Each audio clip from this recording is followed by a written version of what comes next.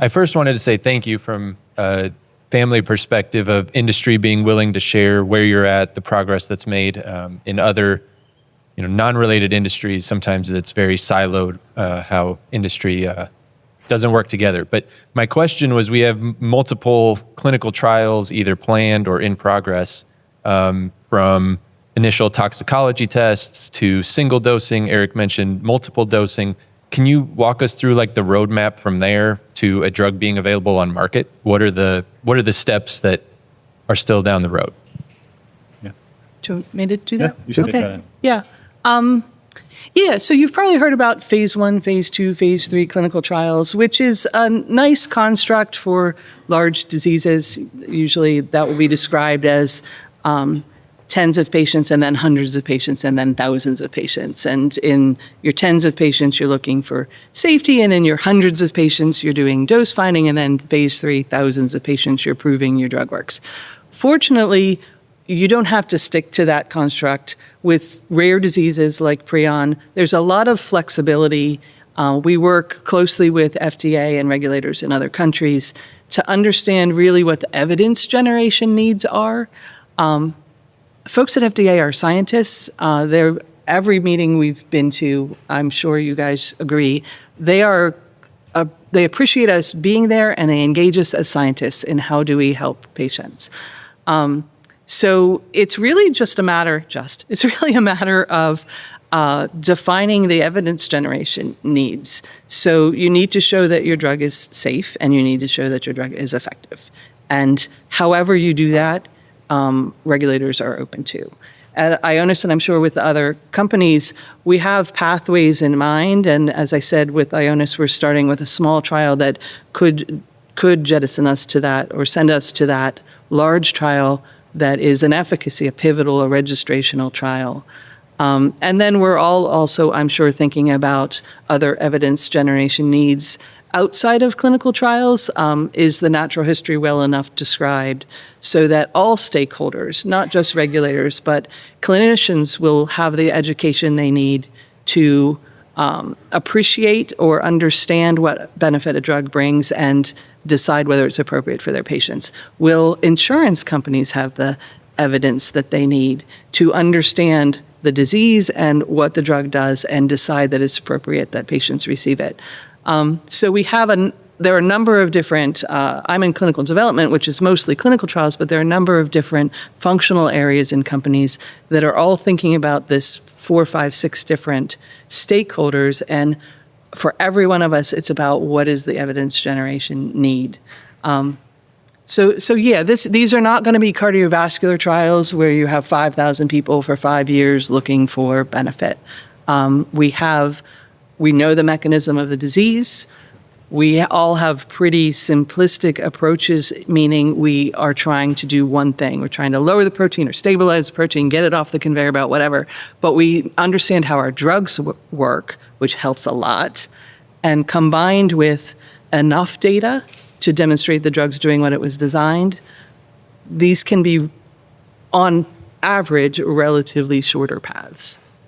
Does that want anything to add to that? Can I interview you and draw out of you a few more answers that he might be looking for? Sure. So industry-wide, the average time from first human dose to an approval is 11 years. But I think that's a lot of common diseases and things like heart disease. In prion disease, what is a realistic timeline? Like, how long do these trials take, given that this is a rapid rare disease? Oh, geez. You're going to hold me to it? I'm not going to hold you to it. So this first trial that we're doing now is 36 weeks. I'm looking to the back of the room. I think I've got that right. Yes, 36 weeks. Yes, okay. So we believe in a trial that's 36 weeks long with our drug. With what we know about our drug, we can understand that first wave of things to send us to what we would hope would be a pivotal trial. Again, maybe not. Maybe we stop. Maybe we're doing more little trials. But a pivotal trial in symptomatic prion disease, we all know the course of symptomatic prion disease is pretty fast, which means trials do not have to be long. Now, the size of the trial is going to affect how long it takes to enroll it, so that's time too. But once you get that trial fully enrolled, you wouldn't imagine that it's going to take a year and a half, 2 years. We're not talking about 5-year trials, 10-year So trials. as one benchmark, you guys have an approved drug for SOD1 ALS. How long was it from first human dose to when that drug got approved? I don't know. Okay. I don't know. It was not 11 For years. Spinraza, No, I it can was tell you- definitely short. Yeah. Yeah, Spinraza. Spinraza was definitely about short. 6 years. Yeah. Yeah. Yeah. But that's really short. That's really short. That was really short, but Yeah. still. And that one, the FDA looked at endpoints. I worked on Spinraza.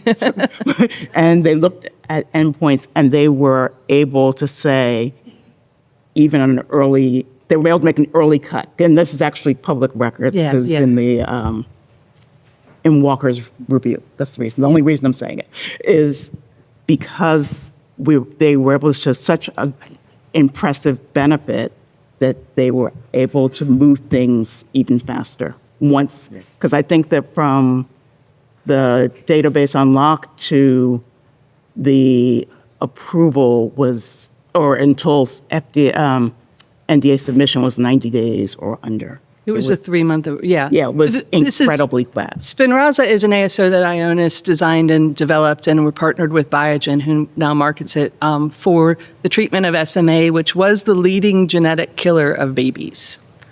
I think probably it's no longer the leading genetic killer of babies because now they have treatments, which is amazing. It was transformative. It's an ASO. It was designed to upregulate protein production. This was a situation where babies were born without the ability to produce a really critical protein, and typical time to death is under 2 years. They're never as healthy as the day they're born in the most severe cases. It was a lovely example of a neurologic condition. These are patients treated with intrathecal injections, transformative efficacy, which is what we go for with these types of technologies. And it was rapid, and FDA looked at an early cut, and FDA worked closely with us in collaboration on what do we need to see, because nobody had tried to treat these patients before. So what do you measure, and what would you see in what you measure that tells you that you have a drug effect? When you're at the tip of the spear, when you're the first one there, these things aren't defined for you. So it was a really nice example of collaboration with FDA. If I could ask a question of everyone, what can we as a community do to help you? The families, the professionals, researchers, clinicians, how can we help accelerate this process and make sure that we do it right?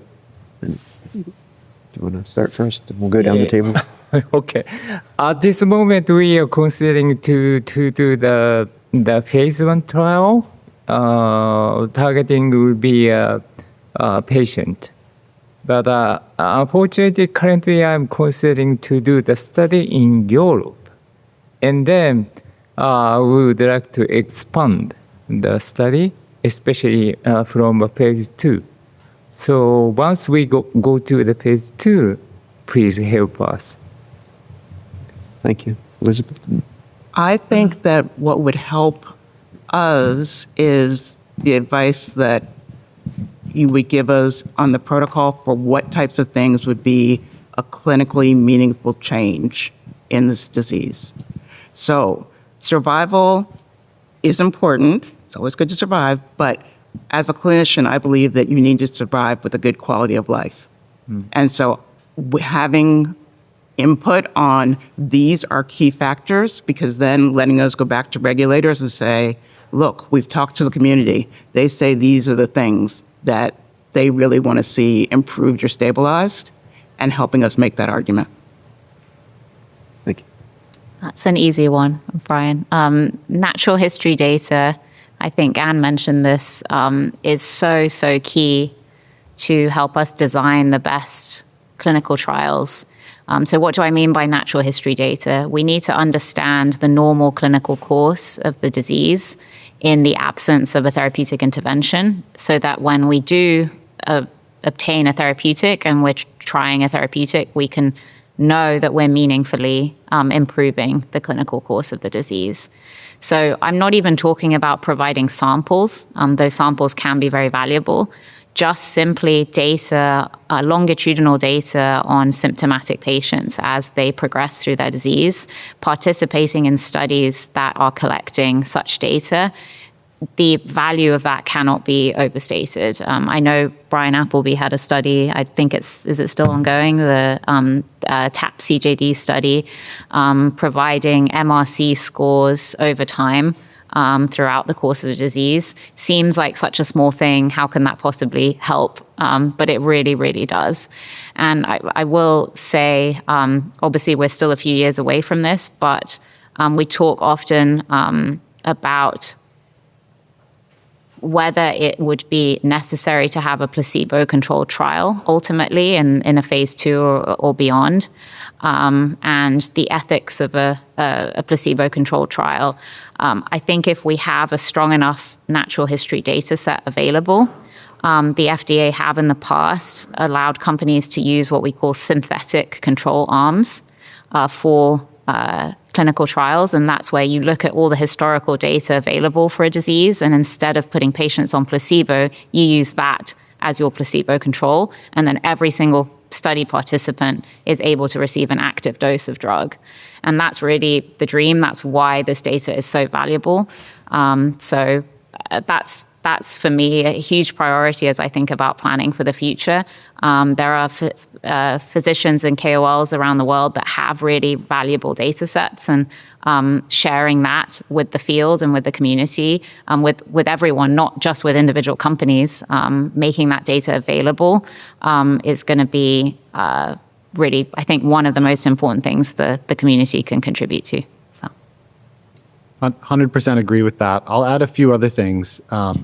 Volunteering for research. So you can stand up and be counted on prionregistry.org. That helps us just in terms of knowing how many patients we have, who we can reach, who wants to participate in research. We need to catch symptomatic patients earlier. And I think a part of that is educating neurologists. And Debbie called this out. And I know that many people in this room have been really active in it. But we need people to suspect prion disease. And once they think to test for it, with RT-Quick, we can get a really definitive answer of whether that's what it is. We just need neurologists to think of it and order the test. Another thing, which is, we are not yet ready to dose pre-symptomatic patients, but I believe that's absolutely where we need to get to. We want to prevent this disease. And so maybe not today, but I want to encourage people who are at genetic risks to start thinking about engaging with that risk. And I know some people are already tested. Some people know that they never want to be tested, and that's fine too. But I think that our ability to do preventive trials will eventually depend on having enough people who say, I want to know whether I have the mutation, and if I do, I am going to think about whether there's a clinical trial that's right for me to, see if a drug could prevent this disease. We can't get a drug approved without people volunteering for research, and that means knowing about your own risk status. So again, that's not an immediate ask. No one should feel panicked about that. We've got time, but I do think that there's a degree to which genetic counseling can be overly emphasizing of the risks of knowing your status and not emphasizing enough of the way that we can achieve something together as a community by engaging with that risk. And then the final thing I'll say, and again, I don't have an immediate action item to point you to, but I do think that our voices in this room need to be heard by the people who regulate drugs. So I think that, as Anne said, conversations with FDA are very scientific, and they are good scientists and smart people and civic servants. But there are also a lot of regulations that I think are not proportional to the nature of this disease, right? There are many ways in which prion disease is regulated, the same way that a common disease that is not severe would be regulated. A lot of the same expectations are put on us, and I don't think that's right. I think that maybe there will be an occasion where people in charge need to hear from folks in this room that, yeah, this is a desperate disease and we want to try things, and we think that there should be streamlined pipelines to get drugs from animal studies to a first human dose more rapidly than is done in a lot of other diseases. So stay tuned, but I think that's a conversation we should all be having. Anne? And that was a pretty comprehensive list from the table. So I'll just, again, thank you all for being here and taking the first step, which is being engaged, because all of these things can be accomplished by an engaged community. We have a question. Yep. Yes, you all mentioned the common progression of the disease. Well, there is no common. Everybody here has a different story some range from 30 days, some to 18 months, and so forth. But all of your solutions are to attack or to prevent the propagation. But if you hit it, it'll hit each of these cases in a different point. So their cases are 30 days. The person was doing quite well, and then 30 days later they were gone. If you hit him and you say, well, what was good for that person, that patient would be different than if you hit someone who, maybe we catch a year out or 6 months out. So how do you kind of aggregate that? Because it seems to me that the drugs will have a different effect depending on where that person is in the progression, when we don't even know what the common progression is, because it seems to vary. Yeah, that's a fantastic point. Thank you. I think that's something we should all talk about. Prion disease is heterogeneous. There are different subtypes that progress at different rates, and there are different patients that progress at different rates. And that genuinely is a challenge. I don't think that it's a challenge that should hold us back, but I think it's a challenge we need to overcome. We've shown that PRP lowering is relevant to different types of prion disease, treated at a different stage, progressing at different rates. So the mechanism should work regardless. But there is still a question of, does that patient have enough time to benefit, which is why we need to be focusing on diagnosing earlier, catching cases earlier. There's also a degree to which when we get to a clinical trial, you've got a basket of all these patients, some of whom have 30 days and some of whom have 6 months. And I think that's why what Nina said, that we need those data. We need individual patient data on patient trajectories in this disease, both so that we can design trials the right way, right? So that we go into it knowing how variable is that progression going to be. And that helps us figure out, well, what criteria do we want to set for who we treat? Do we stratify? In other words, we have 2 different groups within each of which we're kind of doing a clinical trial. Do we have natural history we can compare to? How long does the trial need to run? All of those are questions we need to answer. And that is one strength of having multiple approaches at the table here, is that we can all learn from each other, right? They're different drugs, but the clinical challenges that we face in designing the right clinical trial and making it work are shared challenges. And I want to encourage all of us at this table to share individual patient data from our clinical trials. So that everybody who volunteers for these trials, even if the trial is not successful, like Brian said, we are learning something from it. And the way to maximize those learnings is each individual patient who is in a trial, their data can be shared with other researchers so that we can figure out how to do a better trial next time.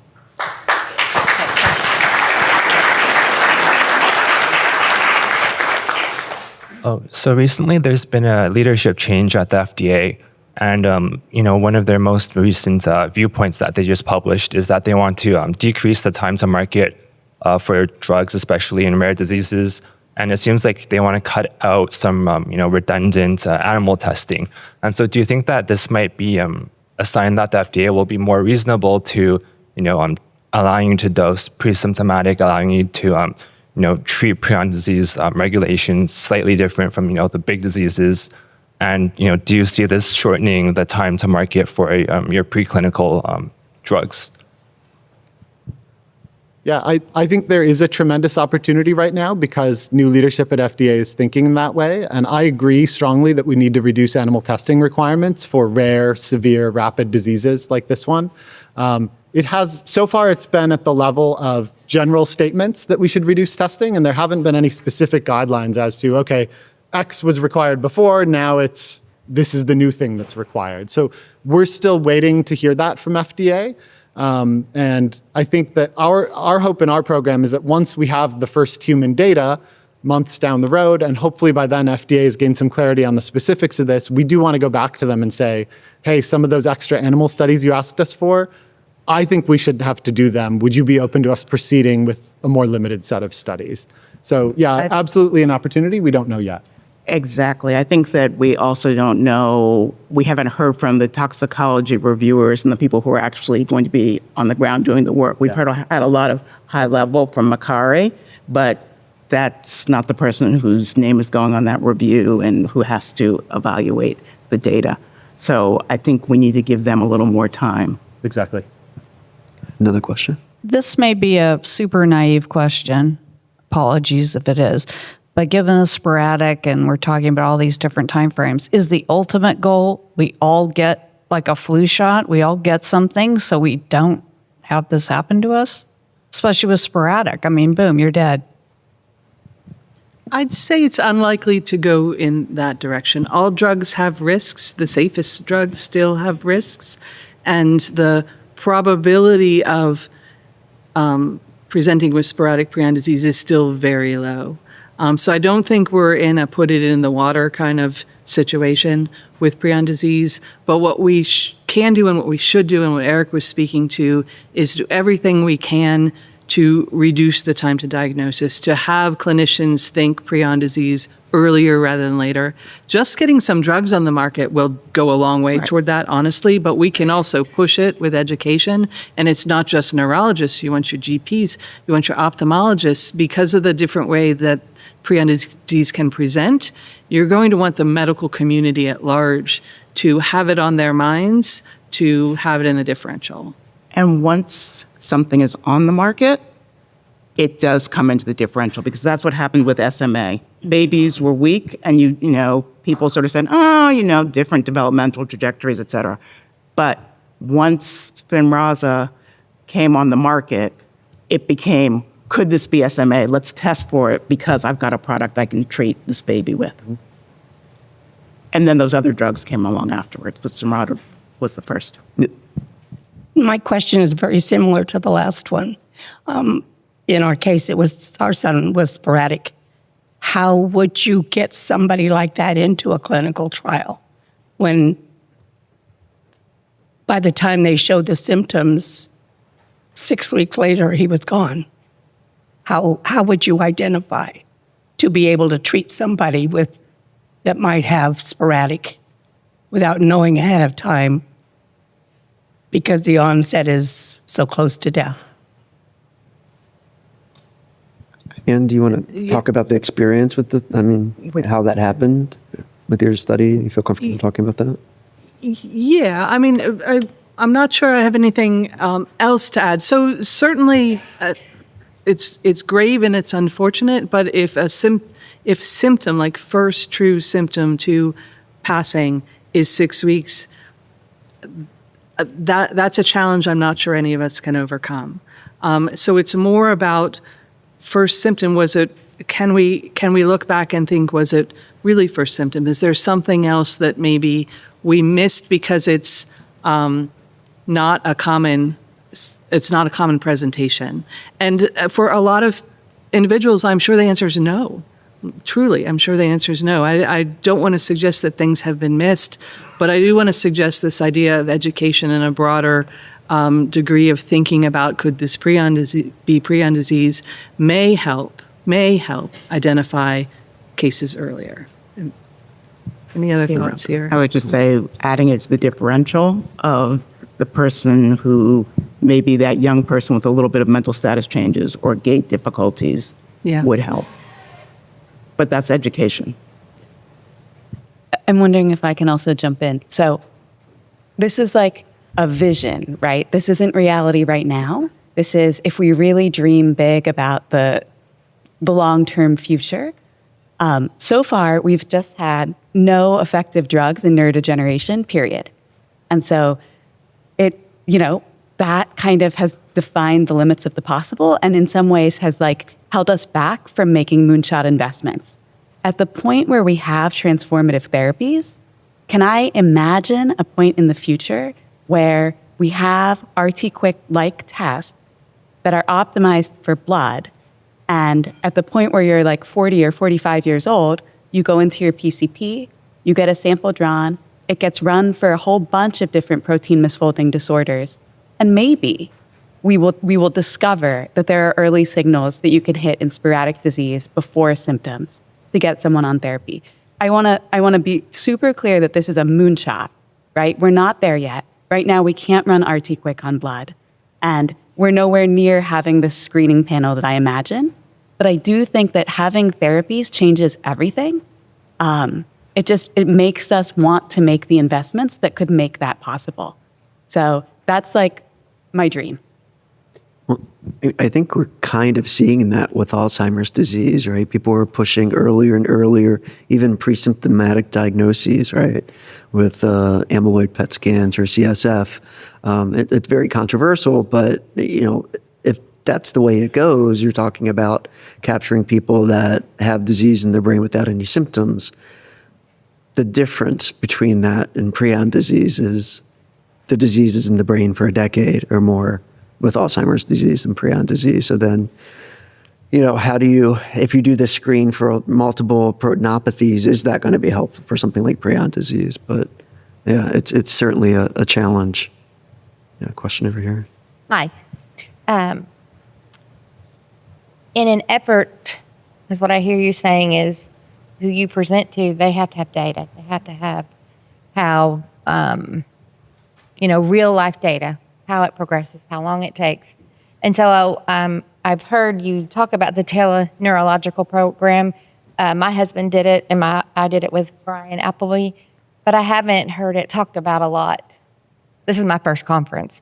So that's something that we can do, is spread that information. I don't know if any of your loved ones participated in that. Maybe you have. But that was really real life. And on the other side of the coin, it was very helpful to me. Very, very helpful. So I don't know if we could spread that information. That's something we can educate ourselves about. I want to thank you for participating in that study because it's been incredibly helpful, I think, to probably all of us here. And I just want to make a plug that participating in a study run by Brian Appleby is a good investment of your time and effort because he shares. He really, really wants to move this disease forward.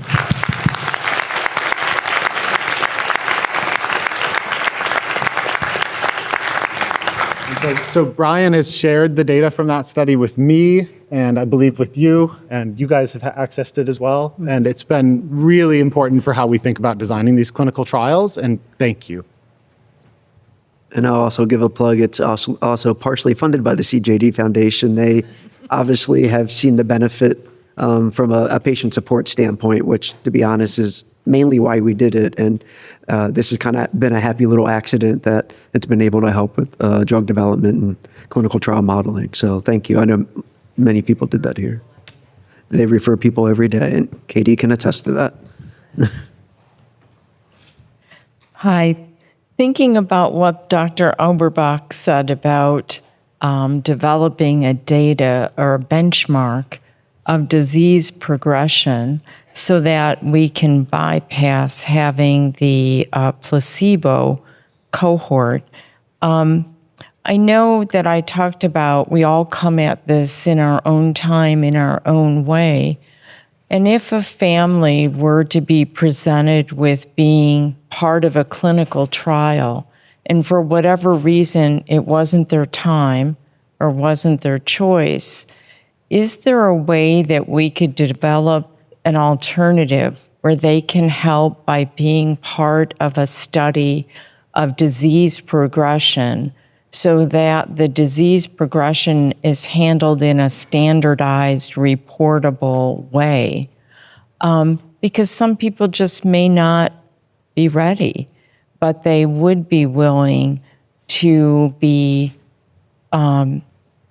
studied or monitored throughout the disease stages. Thank you for that comment. Yeah, absolutely. Those types of prospective studies is what we call them. They're kind of non-interventional studies are incredibly valuable to the field and to developing medicine. Someone would need to fund that study and run it. Those aren't trivial matters, especially for a small company like us at Gate. As we said, we're venture capital funded. We only have 35 people, but if we could do that, yeah, that would be a really, really great way to go. And we could talk potentially as a field as to how we could achieve that, maybe with a larger group. Definitely. Thank you.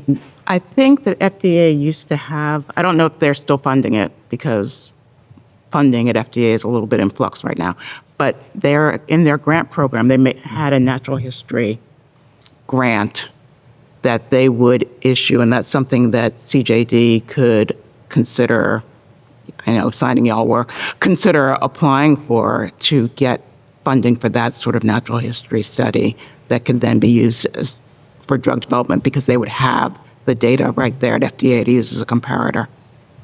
Have you ever heard from the FDA? How do you ask the FDA? Or? It's on their website. It's under the the OOPD. Yeah, on the website. I know there are some guidelines. Right, but on that website, they used to have a natural history study. I think the project manager is Catherine Needleman. Oh, okay. I'll just add, we just launched a study at Mass General, an observational study that's a bit like what you're saying. I mean, I think TAP CJD that Brian did is very much in this vein. At Mass General right now, we're recruiting newly diagnosed symptomatic patients to come in and make 3 serial visits 1 month apart, so that we can look at longitudinal changes in biomarkers over the first 2 months of disease. And it's exactly for that reason. It's going to give us those control data to help us design trials and maybe to which we compare future trials. In designing the divalent siRNA trial, again, it's not funded yet, things could still change, but the way we've envisioned the trial is that it's not randomized to placebo. Instead, when we're able to dose people with drug, we do dose people with drug, but at times when we can't proceed to dose with drug because either we're waiting to be able to escalate dose or we've filled all the spots, et cetera, then we would ask if people would be willing to participate in an observational arm that is technically part of the trial, but it does not involve a drug treatment. So I absolutely agree with what you're saying. We need a lot more of these data, and it's going to be transformative for all the different therapeutic approaches. And one last question, David. Yeah, I was just curious with the advancement of technology and how just generally things get cheaper to kind of like study over time. If there are any like assumptions about CJD and either its progression or drug treatment that have been off the table because it's just been not possible that like now maybe with like AI are becoming possible to either study or like possible like to pay to find out more about. It's kind of rambling, but I hope that made sense. I think everything up here is a new technology invented in the last 10 years. Like when we came into this field, I can't imagine any of this stuff. I think the ASO was just at the beginning of being like, oh, we could imagine that 10 years ago for prion disease. So all of these technologies are new and new things are coming online every day. So absolutely. I think like we are at a moment of technological change that is making it possible to think that we can actually treat this disease. Right. So I just wanted to thank all the panelists. Thank you for all the work that you do. Thank you for being as collaborative and open with your progress as you have been.